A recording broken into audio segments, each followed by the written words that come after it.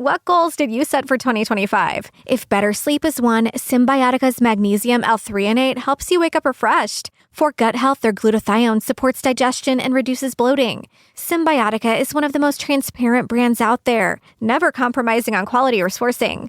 Their products are free from seed oils, preservatives, toxins, and artificial additives, something you can taste and feel in every packet. Go to Symbiotica.com and use code iHeart for 20% off and free shipping. That's Symbiotica.com, code iHeart. Lowe's knows that free is just better. That's why MyLowe's Rewards is free to join. As a member, you earn points towards MyLowe's money on eligible purchases, get exclusive free gifts, and earn free shipping at Silver Key status, all on top of weekly member-only deals. Don't wait. Join MyLowe's Rewards for free today and start saving more. Lowe's, we help, you save. Loyalty program subject to terms and conditions. Details at lowes.com/terms. Subject to change.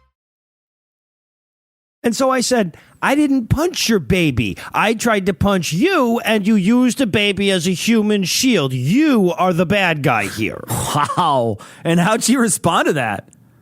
Oh, the usual get out of my maternity ward bullshit. Unbelievable. I'm telling you, dude, you're going to regret it. Oh, hush, you big baby. Seriously? You don't think? Hey, what you doing? Jesus God damn it, Eli, put Christ. some clothes on, man. Oh, hey, guys. See? What is that? Is What's that smell? oil? Gentlemen, wish it was. This is Industrial Machine Lube. Finest quality commercially available. I had to get a license for this. Why? Yeah, see, I told you they were going to say exactly why. They would say why. Because of today's episode, Cecil. It's about Enron. He wrote this great essay with twists and turns, but I feel like the only way that our listeners are going to, get it, really get it, is if we give them the experience of Enron. What now?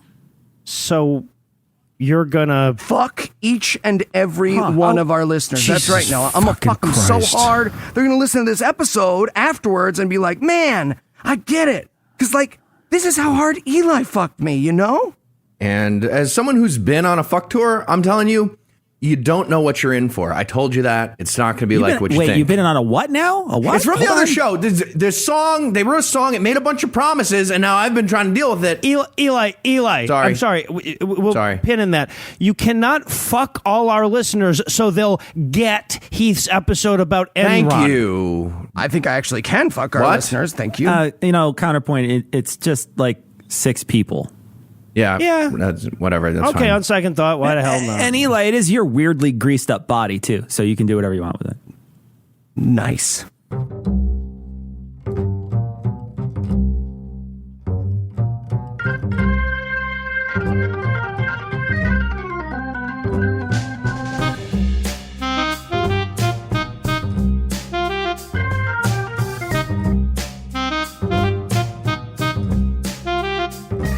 Hello and welcome to Citation Needed, the podcast where we choose a subject, read a single article about it on Wikipedia, and pretend we're experts because this is the internet and that's how it works now. I'm Noah and I'm going to be leading the conspiracy, but I can't shred all these documents alone. First up, the only 2 guys on the cast that can reach the top of the wood chipper, Heath and Cecil.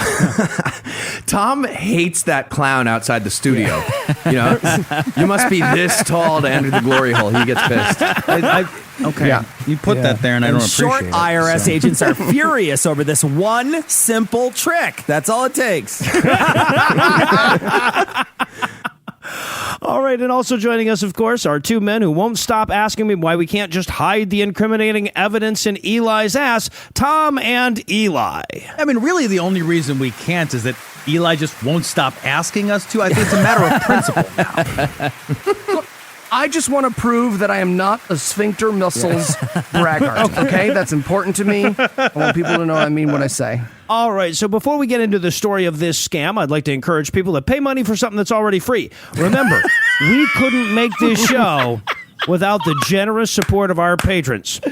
Or, more accurately, we just wouldn't. We'd still be able to, but true. We wouldn't. Yeah, we wouldn't. And if you'd like to learn how to join their ranks, be sure to stick around to the end of the show. And with that out of the way, Eli, tell us, what person, place, thing, concept, phenomenon, or event will we be talking about today? We'll be talking about the Enron scandal. Ooh. And Heath, you were sent this article by our legal counsel in response to a number of your financial strategy suggestions. Are you ready to tell us this sordid tale? Let's do it. All right, so what was the Enron scandal? All right. The Enron scandal is the story of the meteoric rise and catastrophic downfall of the Enron Corporation, a Houston-based energy company that mostly ignored the supplying of energy thing and focused instead on giant scams to inflate its stock price, which eventually led to, at the time, the largest corporate bankruptcy in American history in 2001. It's a story of love, lust, unbridled capitalism, and a multi-billion-dollar lesson about what happens when we let America become a verb. And the story actually became a book and a movie called The Smartest Guys in the Room. To be clear, these rooms were all in Houston, Texas, so it kind of tracks. Oh, well, yeah. No. Voyager's stupid. Yeah, Keith, nothing's more scintillating than bankruptcy proceedings. Open wide, audience. Here it comes. Enron was founded as a natural gas operation in 1985. And over the next 16 years, Enron managed to lie, cheat, and steal its way into absurd amounts of profit, but not really. It was mostly in the form of its rising stock price. Then in 2001, the lying, cheating, and stealing was revealed. The stock value evaporated, all that fake profit stopped existing, and the company went bankrupt, leaving tens of thousands of employees and shareholders with empty retirement accounts. The stock was worth about $90 a share at its peak, and it dropped down to 26 cents a share when they went bankrupt. Total losses were about $74 billion. Yeah, at 26 cents a share, it was basically worth 15 Shroot bucks. It was. That's about right. Heath, you're saying all this as if this weren't an actual viable investing strategy. This is a feature of the system, not a bug. This is how it works. Yeah, true. Oh, no, well, case in point, I killed on this one. I bought when it was 26 cents. So I lost so much less than those Wall Street fat cats. They're so pissed at me. They're still pissed at me. And if there's anyone I know who shorted Enron successfully, it's Tom, for sure. To be fair, he used to work there. So the Enron story begins with a giant deregulation of the natural gas market in the early 80s. As these stories so often That's do. Absolutely correct. Yeah. And that's when a guy named Kenneth Lee Lay decided to get into the business, partially because of the newly relaxed laws, but mostly based on his name being Kenneth Lee Lay. It's just kind of what you have to do. And he will be the Elmer Fudd of this story in every single way. And that includes looking exactly like Elmer fucking Fudd. He totally does. I expect this guy to be like, kill the market, kill the market. They're trying to stop him. He just sticks his fingers into the barrel of the SEC, you know? Dude, Cecil, there was actually an Enron musical in like 2010, 2012. It came out and like closed after 3 weeks, but that would have been the perfect number. So, Ken Lay decides that there's major profit potential in natural gas. And his secret insight is to use the business model of no fucking rules, because that's a really good business model. In fact, this will be the visionary business philosophy behind just about everything Enron does in the rest of the story. Okay, all right. Well, someone here is taking a rather dim view of unfettered free market capitalist socialist. I call it socialism. That's not what socialist means. Look it up. So It's because socialist can't take my guns away from me. Socialist. This is socialist who wants to take your guns. You heard it here first, everybody. the point is, they don't adopt that no fucking rules philosophy right away. At first, Enron actually made logical sense. They started out in 1985 as a natural gas pipeline company in which they would transport a physical thing from a seller to a buyer and get paid for doing that. Pretty simple. But the giant deregulation meant that every idiot in Texas was trying to sell just loose handfuls of gas wherever they could. So a huge oversupply led to a big drop in the price of natural gas. And Enron ended up losing millions between 1985 and 1987 because of the drop in price. Yeah, spoiler, not a great sign that the story of the smartest guys in the room begins with them losing money on gasoline. That is a biting critique, Eli, but except these guys knew the difference between natural gas and gasoline. That's a fair counter. Yeah. That's a fair counter. Yeah. Question, just because I already know, what is the difference between... Okay. Just so you know how when you put natural gas in your car, it fucks up? Yeah, Anna gets mad. She says I have to roll down the window. So, in 1987, Enron teamed up with the McKinsey consulting firm to figure out a new strategy. They just lost millions for a couple years. They need a new strategy. And the guy who got put on their project from McKinsey was Jeff Skilling. He is the absolute worst. Yes, he is. He started out in the business world as a rich kid who took a bunch of his family money as a teenager and lost it all in the stock market. And then he took a bunch more of his family money and lost it all in the stock market. Why do you keep doing this? And, using that resume, he got hired by the country's top consulting firm to give business advice to other major companies. Yeah, they also hired Bill Cosby to do their workplace sexual harassment trainings at the same time. Kind of a debacle. Who fucking does this? I have a teenager. He hasn't mastered the art of making a sandwich without getting peanut butter on the oven door. Who gives a kid stock market money? How does anyone think that's going to work out? Like, I'm trying to find a tiny violin to play a sad song, but I pawned it and spent the money buying Uber stocks. Hey, Tom, I'm going to fuck up the rest of your evening and the most of your tomorrow. That wasn't peanut butter, bro. Oh. I'm buying a new house. Yeah. I don't feel like that changes his opinion. New house. So, one other detail about Jeff Skilling. His favorite book in the world is The Selfish Gene by Richard Dawkins. Oh. Which Skilling seems to think is a book about how to manage a business, just like those plucky libertarian DNA strands manage evolutionary biology. What? That is not what the book is about. Nor is that how evolution works. None Also of that. But regardless, that guy, Jeff Skilling, was in charge of advising Enron, and he eventually becomes their CEO. Yeah, so Skilling's major piece of advice for Enron was to pivot from their focus on supplying natural gas and instead adopt a business model called insider trading, which is exactly what they did. They stopped treating the gas like merely a physical product, and they turned it into a tradable commodity as part of a futures contract. That's an agreement to buy or sell a certain amount of gas at a certain date for an agreed upon price.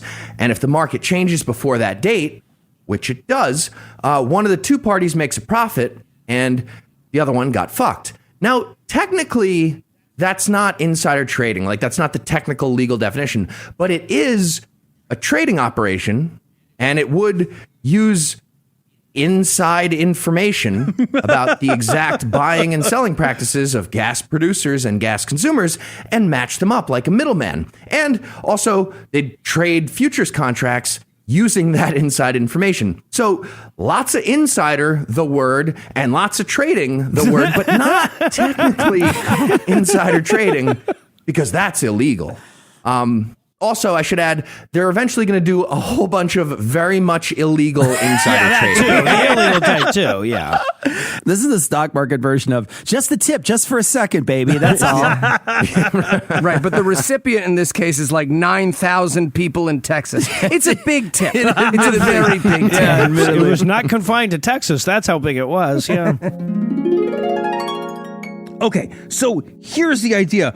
We're going to be the guys who supply the thing and then also bet on the amount of the supply of that thing. But we supply the thing. Right, yes, I got it. So we control the supply and then we bet on how much that thing will cost? Exactly. Yes. Yeah. That seems illegal. Well, you would think so, but no, not quite yet. Almost there, though. Is it at least... I mean, at least it seems unethical. Oh, very unethical. Yeah, but I don't... All right, I'm a Texan. I'm in. Story of Enron and a bunch of other companies And too. Texas. Yeah, Texas Yeah. in general. Yeah, really. And speaking of illegal trading, when I said eventually they'd do that, I actually meant right now in the story. Absolutely right now. Also later too, even more, but starting right now. We're still in 1987, and this is when Enron realized that two executives in charge of their oil trading office were embezzling money to their personal offshore accounts, and they were also keeping fake accounting books to hide enormous losses and make it look like they had steady profits. But rather than fire these guys, Ken Lay was like, wow, there's 2 sets of books hiding losses. Fucking perfect. Note to self. Embezzler, guys. Genius business strategy for later. Got it. But they don't. This is like walking in on a guy fucking your wife and taking notes on the positioning. Like, I love that they got this idea when they caught these guys, but still didn't see the potential downside, right? Yep. Oh, shit. No, they saw the potential upside. Yeah. And when is personal offshore accounts like an upstanding thing a person does? Like, when is that Literally ever never. a Literally thing never. that, like, Nope. Why are you're we- an know what, upstanding Timmy? person? You got a personal offshore account. Like, Are nobody we fucking just- does Okay. that. That's not sneaky as Are fuck. we just going to like line up and attack and take pot shots at Tom one at a It's time? not- Because I'd like a turn. oh, some of us Like, are I'm in this line, allowed too. to have assets. Ugh.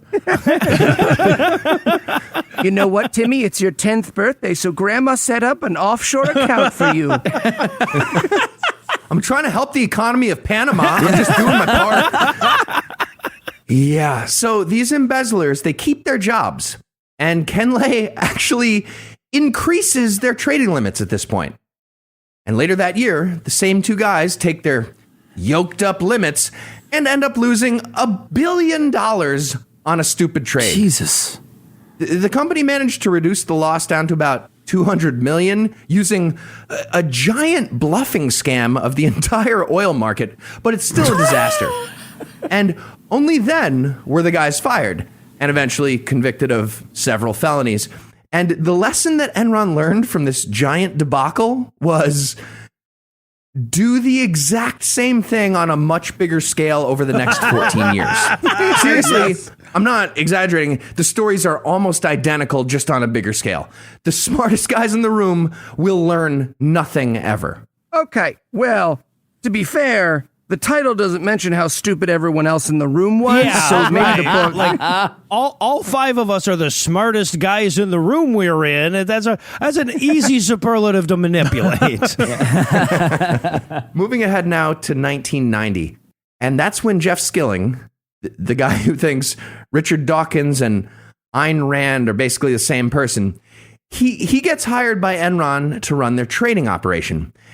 And Skilling only agreed to the job on the condition that Enron would switch over their accounting technique from the standard, count the money in versus count the money out thing to not that. There's apparently another one. And Ken Lay was like, yeah, subtraction is bullshit. I never liked it. No, that's what we're doing. No more minus buttons on the fucking calculators. That's why we hired this guy. He's a mathematical outsider. He's thinking outside the box.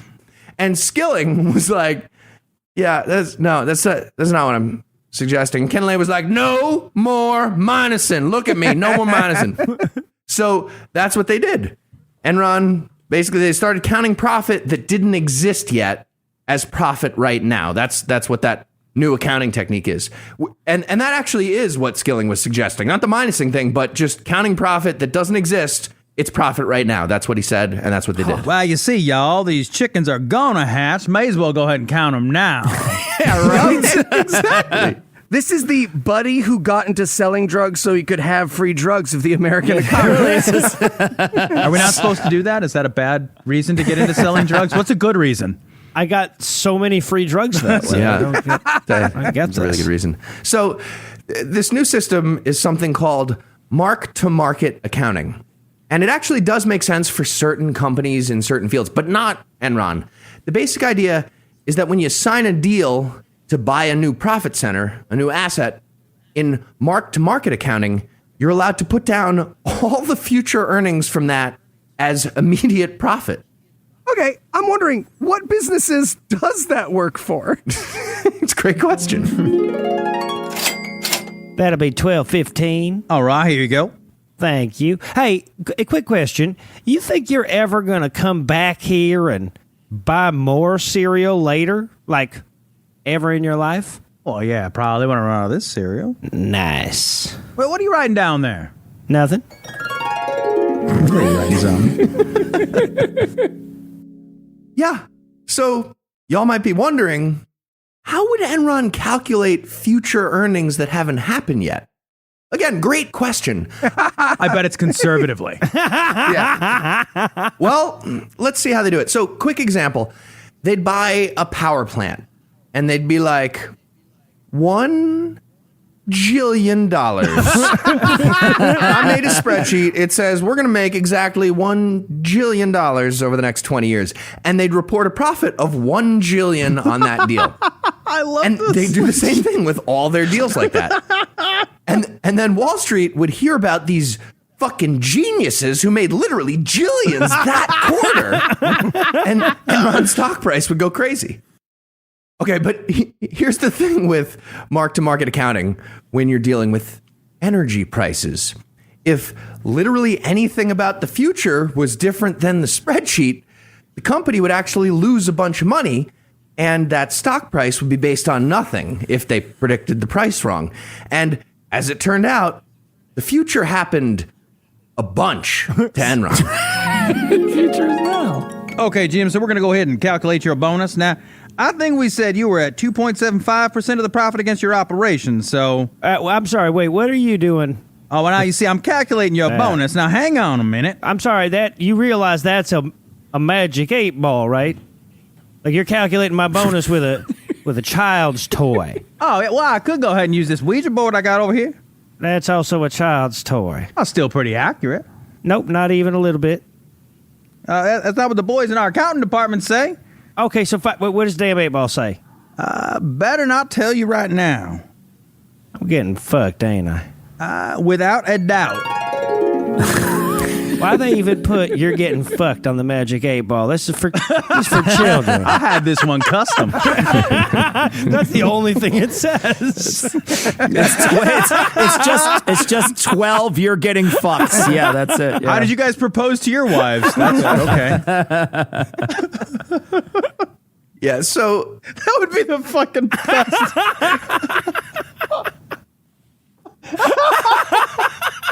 I want to take back the whole hot air balloon thing. should I ask you to marry me? It is decidedly so. He grabs the getting 8 ball, fucked. smashes it on the ground. Nope, ate the dice, ate the little thing in there. You can't. That's sick because the water is not doesn't- food. Scrimmage, prank call, doesn't count. So Just kidding. So, yeah, Enron was getting fucked by the imprecise nature of the time dimension, and they started looking for ways to hide their losses, because if they reported those losses, their stock price would plummet. And they ran the company like a waspy cult, with everybody in the company getting paid with their own stock way too much. Again, America was all the way a verb at this point. Another angle that Enron started taking in the early 90s was to look for profit in deregulated international markets. This mostly involved buying power plants and making deals to sell the energy, which might have worked if they focused on actually making money across that tricky time dimension that we discussed earlier. But Enron's compensation scheme was structured pretty much exactly like mark-to-market accounting, i.e., stupid. They'd pay giant bonuses to their execs at the time of making a new deal with no regard for long-term profit of that actual deal. Wow. Man, that is stupid. I am glad no other companies do that. That is really good. It's really good that everybody learned. Here's one of the worst examples of their international projects. Enron bought a power plant in Dabol, India. And Please don't say there was an electric leak that killed 3,800 people, because I don't know that I can. kind of better, kind of worse. So they bought this power plant and they cut a deal with the Indian government to sell electricity at an obnoxiously high price. So they write a giant bonus check to their deal maker.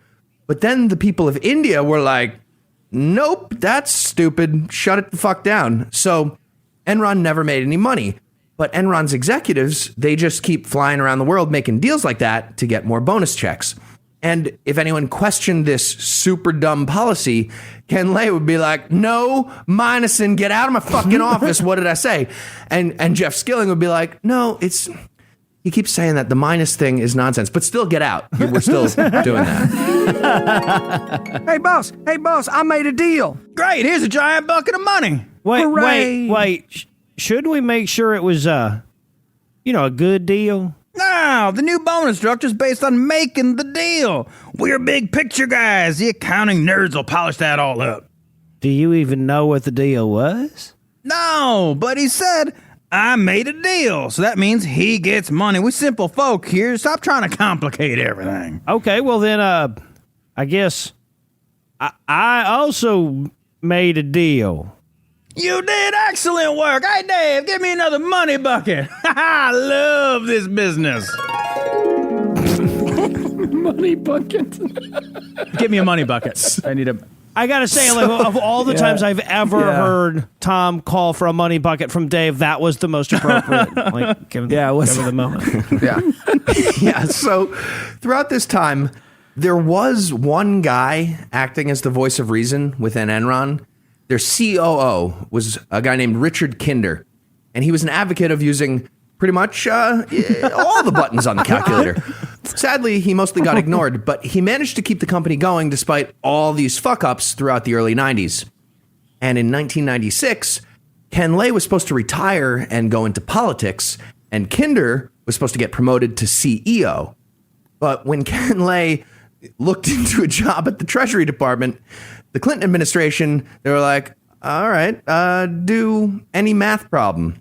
And that didn't work out, and they laughed in his face. So he stayed at Enron, and he fired Kinder for being a nerd.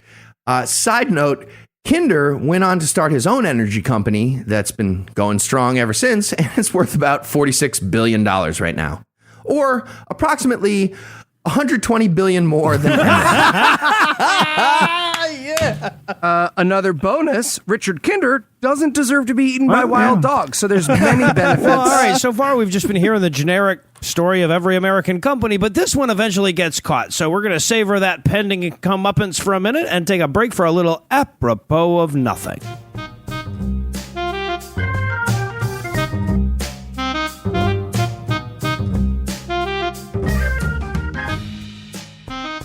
Oh, Grandpa, what are you going to do when you retire?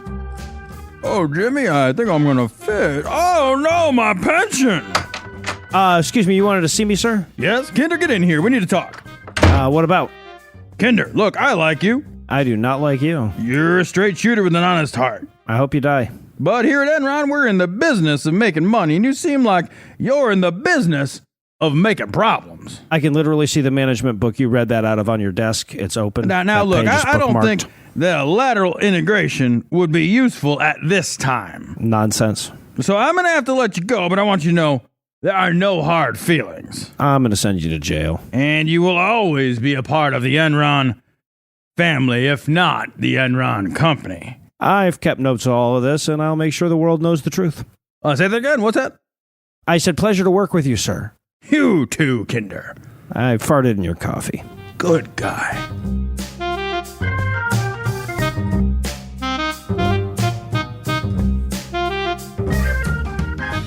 And we're back. When we last left off, Enron would gladly pay us Tuesday for a hamburger today, and they had this perfectly gruntled employee who knew all about the scam, and they disgruntled him. So, Heath, tell us about those glorious consequences rich white people once kind of faced. No. Almost. So the COO and very clearly the last remaining smart guy in the room just got fired, and Jeff Skilling weasels his way into the job. And this is when everything started really going off the rails. And until now, they were mostly just stupid people with accounting tricks. But Skilling turned the operation into a full white-collar war crime. The entire focus became Enron's short-term stock price, and they literally had price monitors on the wall in every room of their offices. And in order to keep hitting their goals and keep the price moving up, Skilling set up a risk management department that did the exact opposite of those words. The point is, it gave the appearance of a responsible company, but the risk team was just people getting paid to shut the fuck up and say yes. That's all they were doing. Hey, that's a noble and age-old profession. It is the oldest, in fact. The age oldest. Yeah, and eventually, Enron hired one of the world's leading accounting firms, Arthur Andersen, to be a giant version of this shut the fuck up and say yes department, which is exactly what Arthur Andersen did until they collapsed along with Enron.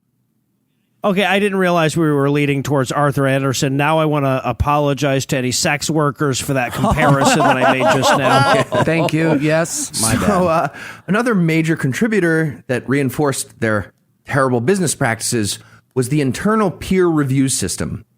Everyone would get graded by people in other departments, and your grades would have big consequences for your compensation. So the crazy, stupid deal makers could get the risk people demoted if they did their job too hard. What?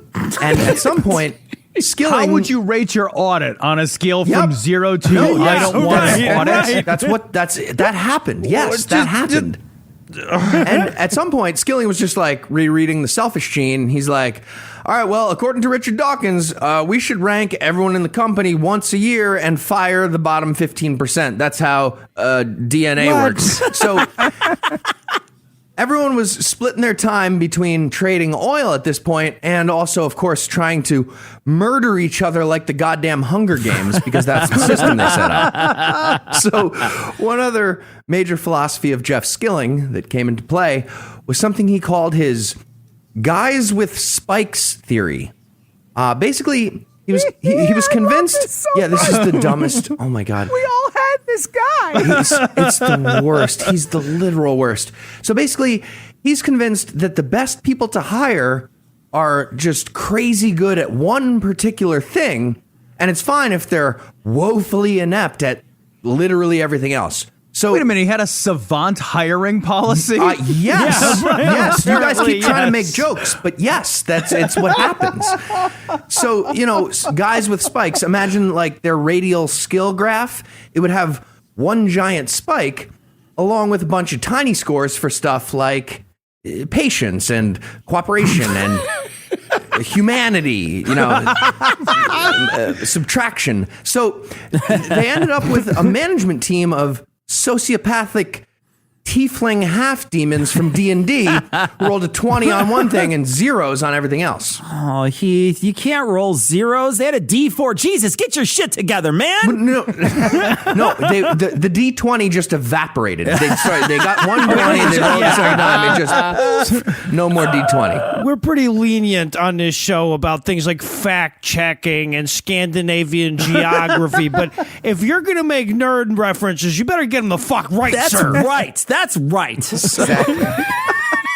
Apologize to everybody. So that brings us to the ultimate sociopathic tiefling half demon, Andrew Fastow. In 1998, thanks to his giant spike in the shell company fraud attribute that apparently exists in their version of D&D, he gets promoted to CFO. And his job is basically to come up with scams that cover up the huge losses from all the terrible deals that Enron's been making. And that would keep the stock price high and make Enron look like it was profitable and allow them to get big investment loans to pay for new terrible projects. And this all works. We now know that Enron was worth something in the probably negative hundreds of millions at this point. But Jesus, Wall Street had no idea. And neither did major investors like JP Morgan Chase and Citigroup and Merrill Lynch, who gave Enron enormous loans over the next few years. I'm glad nothing like this could ever happen with tangible assets like all of the houses in the entire country. So No kidding. also that's going to happen again. Yep. So this will all happen again. Actually. Dude, we're recording this 8 days before it goes out. It probably has at this point. Can I short my house? How do I short my house? You can Now. sell You it. Buy one in Jersey. So before we get into the details of Fastow's giant scam, I want to talk about one of these terrible new projects they came up with. And this is one of my favorite parts of the story because this project, it has a little piece of a really smart idea, but otherwise it's tragically stupid and a giant failure, which actually makes it their best idea as far as I can tell in the history of Enron. So in 1999, Enron decided to basically invent Netflix for video on demand. So they start something called Enron Broadband because the word broadband in any company name is worth a fortune in 1999. And again, they're idiots. So they think Netflix is basically the same as oil pipelines, except, for movies. But it's the same thing otherwise. So instead of inventing Netflix like Netflix is, they spend billions of dollars setting up their own proprietary data pipelines that didn't connect with any other communication lines. Like physical pipeline? No, the physical pipelines, yes. Yep. It's the only physical thing they First, do. we need to make some paths so we can get everything from one part of the town to the other. Well, you got to dig a trench to put the information in. They dug Otherwise- trenches. You can't make fun of this. You can't satirize what happens in this company. They did that. And this is the best part of this whole thing. They team up with goddamn Blockbuster. Yep. Well, that ain't never going nowhere. That's Well, the entire industry of telephone companies and internet service providers was like, no, we're not partnering up with an oil company and Blockbuster. Not happening. Did you guys already spend billions on physical pipelines? That was dumb. No. So it went nowhere and they lost billions, but not according to their accounting books. Somebody just said this broadband idea out loud in a meeting for the very first time, and Enron immediately booked itself a profit of $110 million right there.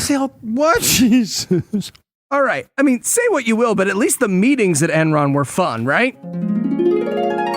Okay, gentlemen, let her rip. Okay, just spitballing here. Let me see.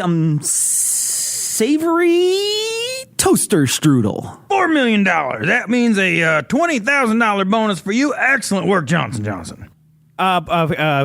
Flamingo food for Stop drilling when you hit oil, man. $14 million and $1 million of that for you. Excuse me. Sorry. Is this room 212? $8 million. You get half. Half of that's yours. Oh, no, I'm not in this meeting. I just asked All right, the room 9, number. and you get 14.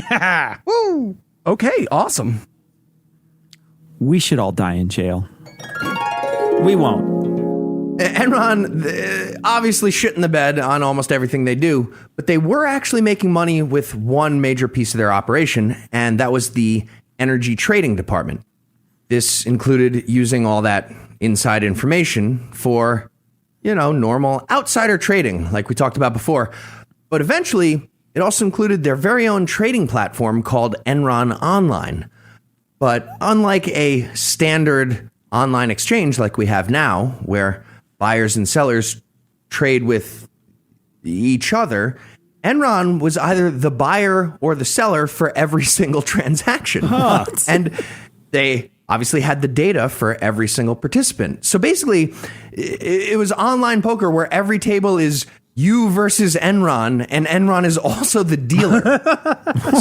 Doesn't make sense. And also, Enron could sell a bunch of kings at a different table and make your king into a 3. So it's just terrible for everybody except Enron. Audience, this is what you should think of when an asshole politician says people love their insurance company. This is exactly what you should think of. or anytime the word deregulation is used without reference to a particular regulation. Yes. Yeah, so the trading operation is doing great, but literally everything else was failing miserably. So the trading department had to make even more money than they were to help cover up all these holes. And that led to their giant scam of the California electricity market. And of course, as usual, that all began with a big government deregulation of that market that led to a bunch of crazy price swings in California electricity prices. And Enron found a bunch of ways to manipulate this, the worst of which was something called megawatt laundering. What? Yep. So Enron would send electricity out of California and into a neighboring state, like into Nevada, and then they'd bribe California power plants into turning themselves off to spike up the price. By the way, this happened at least once during a series of rolling blackouts in California, so the price was already big and it became enormous. And then after that happened, after they'd get that power plant to shut down, Enron would bring the electricity back from Nevada at a giant profit. And Nevada was like, it's not my electricity. I'm just holding it for a friend. What? Yes. Again, yes. The answer is always yes. And when asked about this scam during a 2001 episode of Frontline, Jeff Skilling said, exact quote, "We're the good guys. We're on the side of angels." What? End quote. Hey, angel of death is an angel. Yeah, that's an angel. Satan's an angel. Yeah. Yeah. To clarify, we're on the side of angels, just not Los Angeles. I don't know a whole lot about electricity, but it doesn't seem like something you should like be able to shut in your closet and then like pretend like your room is clean. Like, I don't just hide it, right? Like that. Sweep it under the rug. Right? Yeah, it's just like, I don't know where it went. It's just Do you have electricity in your mouth? No. you have to tell me if you have it in your mouth. I see a lightning bolt sticking out. I feel like that's electricity. No. Yeah, so Enron was making millions at the expense of California and really at the expense of the entire world economy. But they were also losing billions. And that brings us back to Andrew Fastow.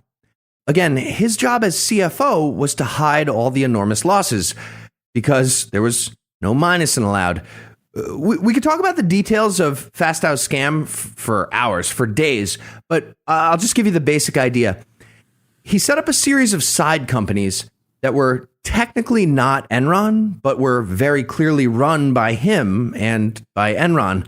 And these companies would buy up all the projects that were losing money from Enron and keep them off the Enron balance sheet. And just for the record, that's all technically legal. This was allowed. They were allowed to do this technically. Oh, man, if only these guys had been black teenagers with less than a gram of crack cocaine, we could have stopped all this. Yeah. and by the way, less than a gram of crack in this instance means Skittles, where we like Yep. none is less than a gram too. Yeah. So here's how he worked it. He'd get the shell companies going, and then other versions that weren't just buying up shitty stuff from Enron, other versions would provide Enron with giant loans, but they'd pass the money between a few of the shell companies first, and then eventually to Enron. And this meant that Enron didn't have to list the loan money as a debt, and they could pretend it was regular income. Enron would eventually have to pay this back, though, and since they didn't have any real cash flow, they'd get another fake loan thing with a new shell company. So basically, they were getting new credit cards to pay their old credit cards. Here's the thing, though. It's actually even worse than that. They'd create a new credit card using their own stock as collateral. So if their stock price ever dropped, the whole thing would blow up, which it did in 2001. Jesus. So better analogy, it's like cutting your credit card in half over and over to create new credit cards and then selling a different worthless piece of that card to activate the newest card over and over and over. Okay, it's actually not really like that. What I just described would be way less destructive and stupid than what Enron actually did, but it's you kind of get the idea. Sure. Yeah, they've somehow gone from Schrute Bucks to Stanley Nichols. They did that I don't know how. I love the idea of using my debt as collateral for more debt because obviously, like, if I don't pay you, then you can pay my debt. That's just it's a win. That's great. You can't not lose. Wait. Yeah. Again, all these shenanigans, the one with the loans too, it was all technically legal, sort of, but yet technically legal, unless, of course, you lie to investors about it. And since that was really the entire point of the whole thing, Enron obviously lied to investors about it. And not just like idiot billionaires with family money getting tricked or, just people buying their stock. They fooled high-level investment bankers. And apparently these meetings with those people were exactly as absurd as they sound. Mr. Fastow, thanks so much for meeting with us. Oh, no problem at all. No problem. Yeah. So just, a couple questions. I'm looking at your balance sheet here, and you have a business partner called Shell Company A? Yeah. They make seashells. Seashells. The naturally occurring ocean trash. Yep. Yes. Okay. So where does Shell Company A get its money? Oh, they got some really sweet deals going with Shell Company B. Cool. Well, and where does Shell Company B get its money? Aha, yeah. I thought you'd ask. Sweet deals with Shell Company C. Cool. Right. And okay, you know what? We don't have time for this.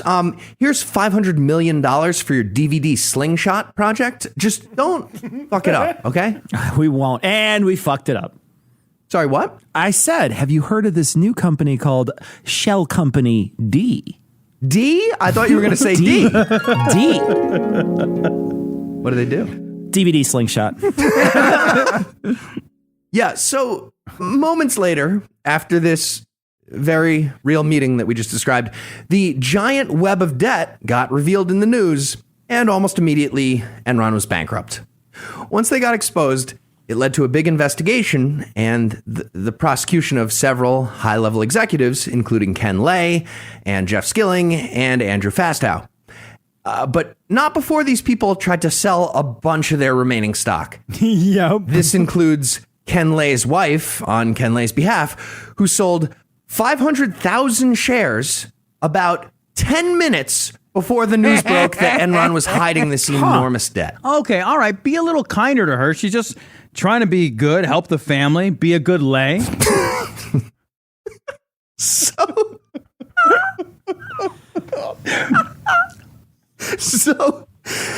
in the wake of this whole thing, the U.S. government decided that maybe we should have a few laws to prevent this kind of thing in the future.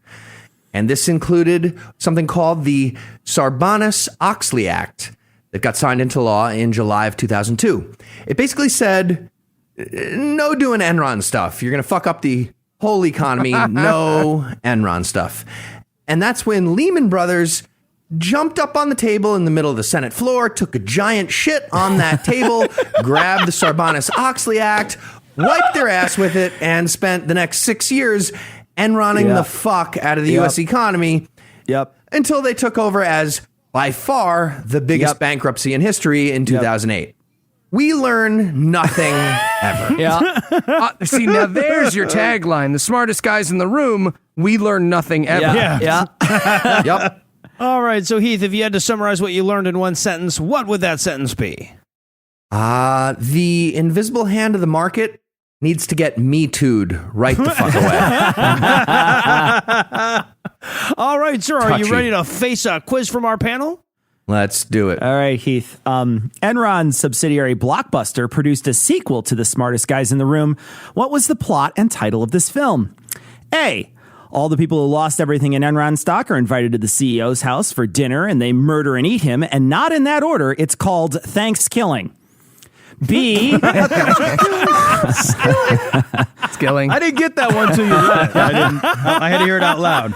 Thanksgiving is an amazing movie, everybody, by the way. Like the original and the one Cecil's talking about. No, it's B. not. The whole wacky crew does the same thing again, this time in Japan, and at the end, they all commit ritual suicide or Rashenron. C. A film where the leaders of the company are given a 1-hour head start and then hunted by futuristic gladiators and Running Man. Or D.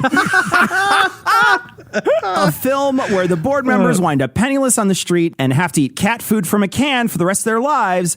Insider Trading Places. Wow. Those are all fantastic. I'm going to say all of the above, as long as there's a soundtrack piece called Isn't It Enronic? Yes. Fantastic. All right, Heath. Sure. Enron sounds bad, and it was, but it also doesn't matter at all. Not even a little bit. Why not? Reject the premise. A sizable portion of the U.S. population is absolutely sure energy comes from an infinite supply of mashed up underground dinosaurs. That's really, it's a one word off. They're close. B, a sizable portion of the U.S. population letters, is really. absolutely sure that if they are gazelle intense about it and sell all their furniture, they'll be able to turn a $12 an hour job into $1 million in less than 40 years. It's a great Dave Ramsey reference right there. That's Yeah, really good. and an entire GOP reference right there. Yep. And $12 an hour will take you 40 years to make $1 million if you don't spend any of it. And C, a sizable portion of the U.S. population is absolutely sure that the Sarbanes-Oxley Act probably has something to do with livestock. I'm going to have to go with B, the entire scam of the Republican Party. Absolutely. Heath, some people have pointed out, they also are very heavily featured in Tom's question, that since what Enron did was legal, it was actually the U.S. government that was at fault, not the board members. What else do these people believe? Reject this premise too. A, Go ahead. Eric Garner deserved to die. Oh, Jesus. B, kneeling during the national anthem is treason. C, what defines one's inherent goodness is how quickly they'll give you a shirt they are wearing on their back. Or D, all of the above, now the title of the book makes sense. All right. Once again, I'm going with secret answer E. It absolutely was the U.S. government's fault, too. Like, it's clearly the people at Enron, but also definitely the U.S. government's fault. It's the fault of deregulation in general, very much so also on top of the people involved at Enron. Incorrect. The answer is D. No secret answer. It was D? All right, so unfortunately, I'm supposed to announce right now that Eli's correct You about have that to. being incorrect. So, Eli stumped me. Look at that. Eli, you're the winner Perfect. now for I'm the reasons winner and Noah unrelated to thinks your I'm question. correct. Yeah, so, I'm going to choose Cecil to be the essayist. of course you are. All right, well, for Tom, Eli, Cecil, and Heath, I'm Noah thanking you for hanging out with us today. We'll be back next week, and by then, Cecil will be an expert on something else, probably sciencey and nerdy, which is fine. That's good. It's no new Coke, but it's fine. Between now and then, you can hear more of us on other podcasts and shit. And if you'd like to help keep this show going, you can make a per-episode donation at patreon.com/citationpod, or leave us a 5-star review everywhere you can. And if you'd like to get in touch with us, check out past episodes, connect with us on social media, or check out the show notes, be sure to check citationpod.com.